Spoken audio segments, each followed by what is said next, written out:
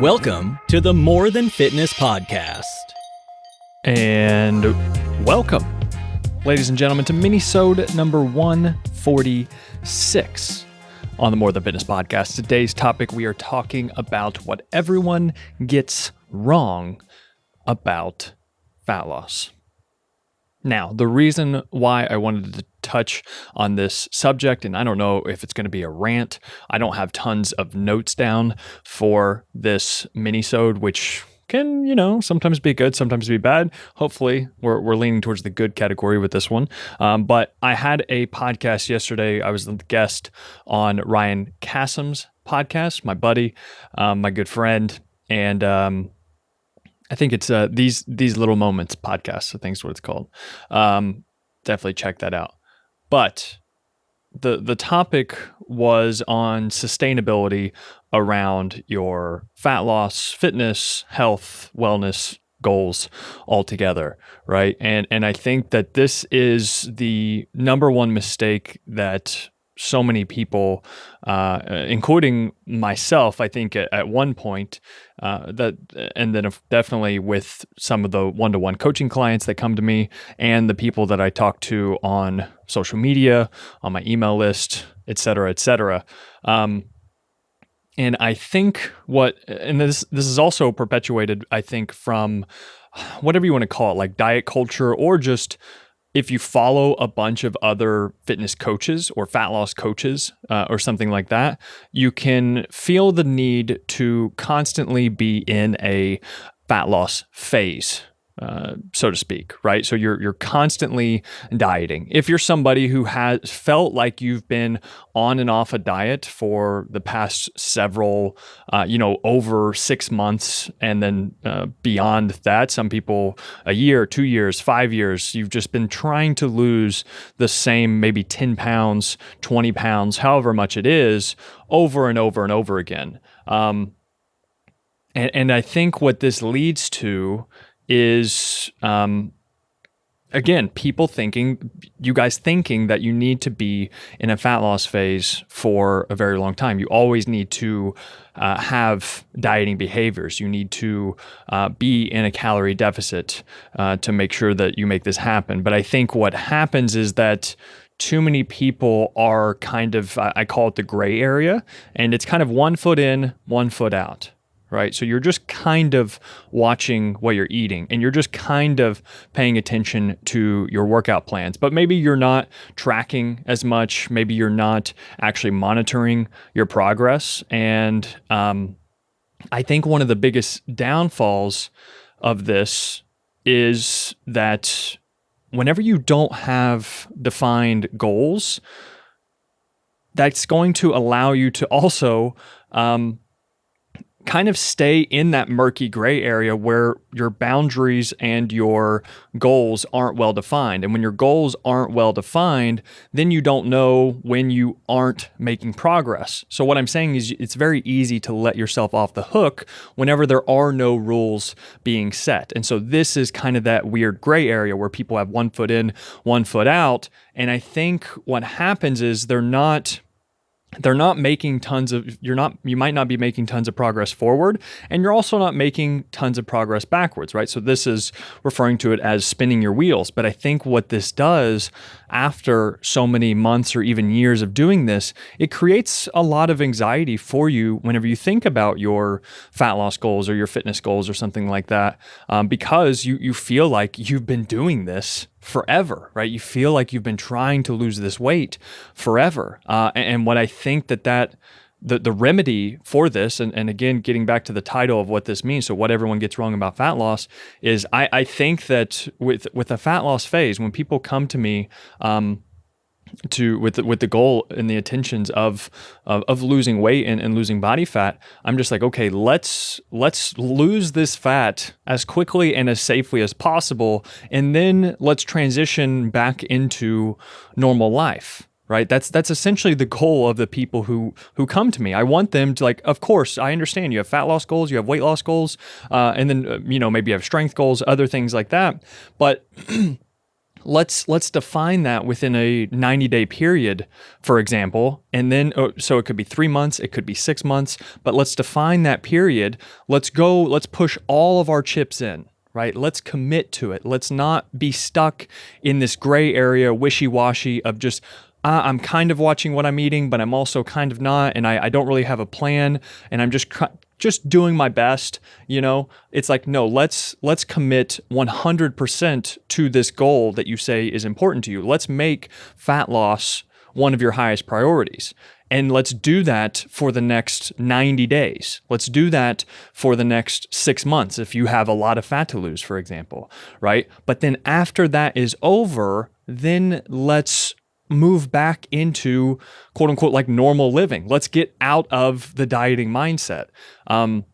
Let's get out of the calorie deficit. You don't have to track your food and your weight forever, right? You can step on the scale every once in a while to make sure things are going okay. You can use your favorite belt. You can use your favorite pants, your favorite jeans or something like that to kind of assess how your fitness is going. And if you're busting out of those jeans or something, it's not because of your sick glutes, right? It's like, well, then maybe we need to dial things back a little bit. You've got to have these little things of feedback as you go forward in this different stage after your fat loss stage to kind of keep yourself in check so that you aren't yo-yo dieting back and forth, right? Because what you want to do is you don't want to consistently yo-yo diet time and time again. And I think that how you do that is let's spend 90 days, for example, going all in on this fat loss goals. No more excuses, no more whatever. And I'm not saying that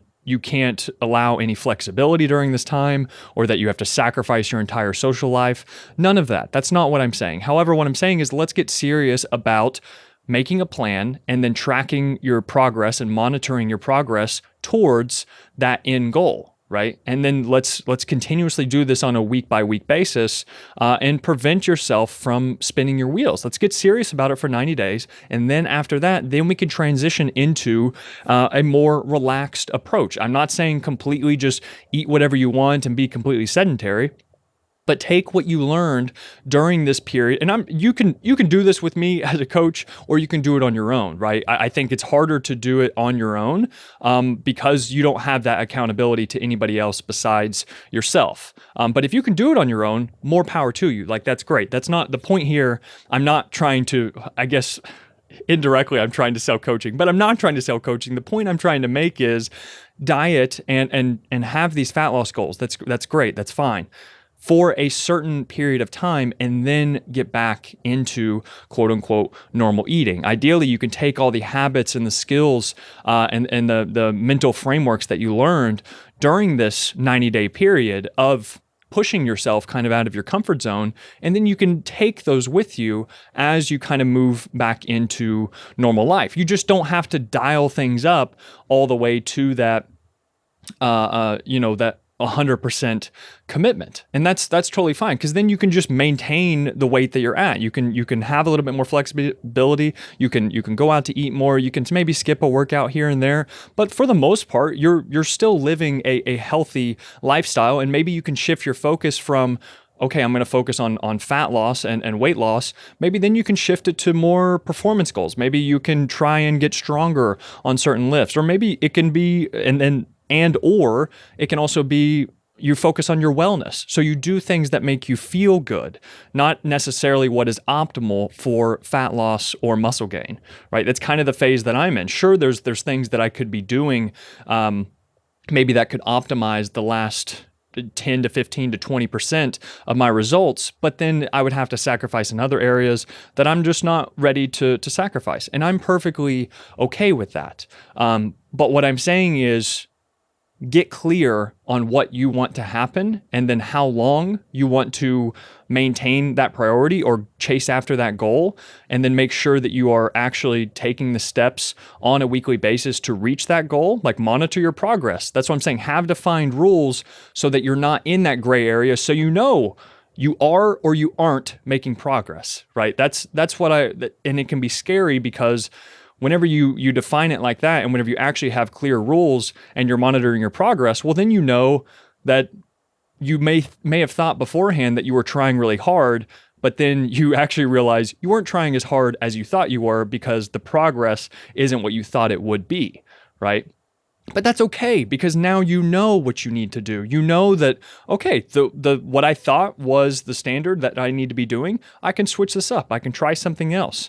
And now I have this defined goals for the 90-day period. I don't know exactly what's going to happen by the end of the 90-day period, but all I know is I'm going to try my best to accomplish this goal, and then go after it. And then you can adjust during the journey if you want to. You can manage your expectations a little bit better, but you owe it to yourself, if you say that this is important to you, to give it your all for a certain period of time. And then after that, then you can transition back into a more flexible approach, and you can have other priorities and things without just kicking fitness completely off to the wayside. And again, like I said, being completely sedentary or eating whatever you want, you know that that's not going to be, going on and off diets is not the way to do it. But it's just like, this 90-day period, you can go all in, and then after that, you can sustain for a little bit. You can just enjoy yourself. You can have different goals. And then maybe later on, if you want to pursue if you want to lose more fat after a couple months or something,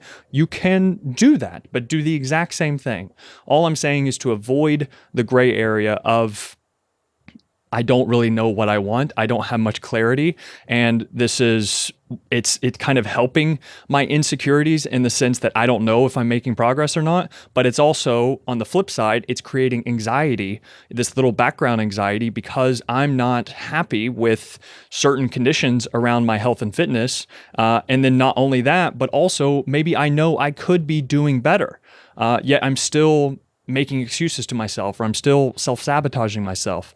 And that's not the life you want to lead. That's not the life you want to lead, because you're not aligning your actions to your values. And you know that in your head. You can't bullshit yourself. That's why you have that background anxiety in your head, is because this is something you know you could change, but it's just, for whatever reason, you're pushing it off, right? And so that's kind of the nice little rant that I wanted to touch on, because I talked about it in the podcast with him yesterday, and I think it really resonated with him, and we talked about it a little bit more, and so I figured that you guys would also enjoy this topic. So that is it. If you enjoyed this episode, if you enjoyed the podcast, real quick, please rate, review, subscribe to the podcast on Apple Podcasts and wherever other podcasts you listen to. Rate, review, subscribe, all that kind of stuff. And then if you're watching on YouTube, subscribe, hit the bell, leave a comment for me. It helps. It genuinely helps. And even if you don't do that stuff, I still really appreciate you guys listening, but it helps. It helps all of us. I want to get the podcast out there. I want to grow this community more so that we can have other people like us in our little weird tribe. Okay, that is it for Minisode number 146, what everyone gets wrong about fat loss. Thank you guys, as always, for listening and for watching. See you.